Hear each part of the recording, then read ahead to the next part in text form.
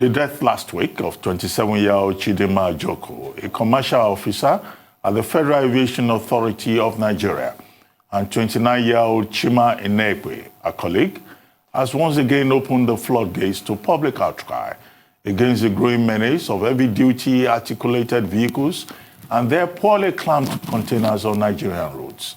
The victims were killed when a container fell on a bus conveying them back from work. Now we'll be talking to her mother, Mrs. Chinaeze Ajoku, who since the unfortunate incident has made an impassioned plea to the authorities to start making much-needed interventions in order to avert further loss of lives.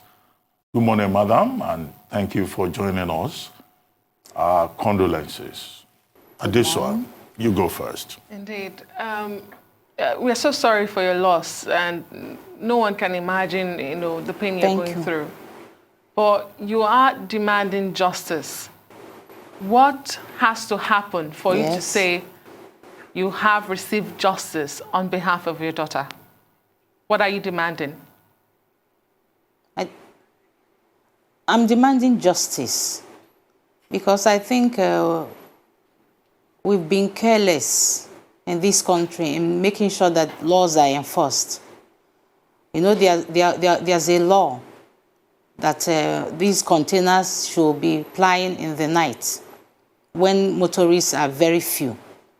But these laws are not enforced. The containers on top of these trucks are not latched, and so they fall off any time, and the drivers are very reckless. The condition of these trucks are so bad. I got pictures of this truck. The tires were so worn out, you'll be surprised. And then we have law enforcement agencies on the road, but the laws are not enforced. And that's why this thing happened to my daughter and her colleague. And that's why I'm seeking justice, and I'm asking the government to make sure that these laws are enforced for the lives of others, because it's not going to bring the lives of my daughter and Chima, but for the lives of others and myself, because we ply on the road, we walk on the road. These containers on so many occasions are falling on top of pedestrians, motorists, motorcycle, all sorts, and nobody talks. So it's like a norm which should be looked into and be changed.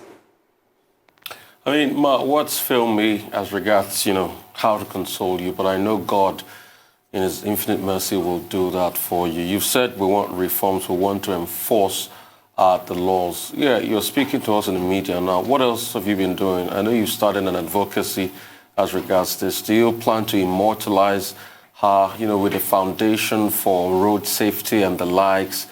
What are the things you plan? Because the way to really stop this is to properly immortalize your lovely daughter that was lost to this unfortunate incident.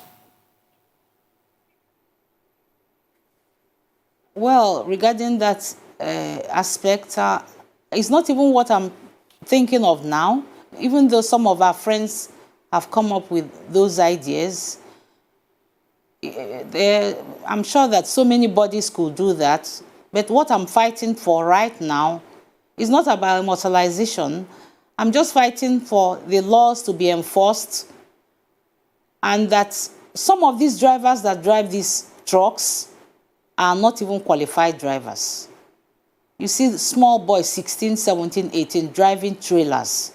In those days when we were young, when you see a tanker or a trailer driver, you see, older men with families, responsible men with families. But now you see small boys that smoke all sorts of hard drugs, driving big trucks. So it's not really about the immortalization, which if somebody comes up with it and it sounds good, all well and good. But right now, what I'm agitating for is justice. Let those people that are behind this be brought to book. You leave a careless driver on the road with a truck in a bad condition, and they ply on roads.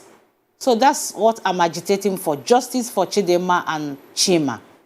Yes, certainly, madam. The immortalization could come in if, yes. Justice for Chidinma, justice for That Chima. motorization.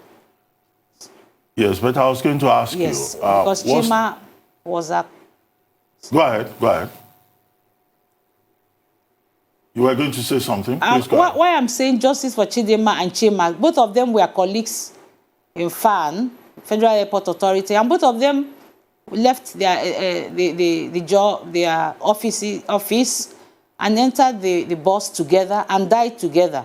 They were colleagues. So when I mentioned my daughter's name, I also mentioned Chima's name, even though I don't know him, but I know that they were colleagues and they entered the bus together. And Chima has parents too. I've talked to the father too. So I carry the family along. Well, madam, just before we go, I would like to ask you, has there been any contact from FAN, where both Chidinma and Chima worked? Two, have you been able to establish the identity of the driver and the owner of the truck and container? And then are you taking steps to go to court? Because in this case, I mean, you can go to court and file charges in order to be able to get justice. I sent a relation to the police station earlier, last week, Tuesday, about a week today. And the police told him that the driver absconded and that the owner of the truck called them and that he said he was going to come and they hadn't seen him. That was like a week ago. But someone else went there with a lawyer went there with my nephew, and the particulars of the car were brought out by the police. So I believe that those particulars will help them trace the owners. Yes, but do you intend to press charges, to go to court? Yes, I intend to do that. I intend to go into litigation because we can't just allow it to be swept under the carpet. We have to go to the court. Well, I salute your courage. We are arranging that. Salute your courage, and God will be with you and stand by you and comfort you. Thank you very much.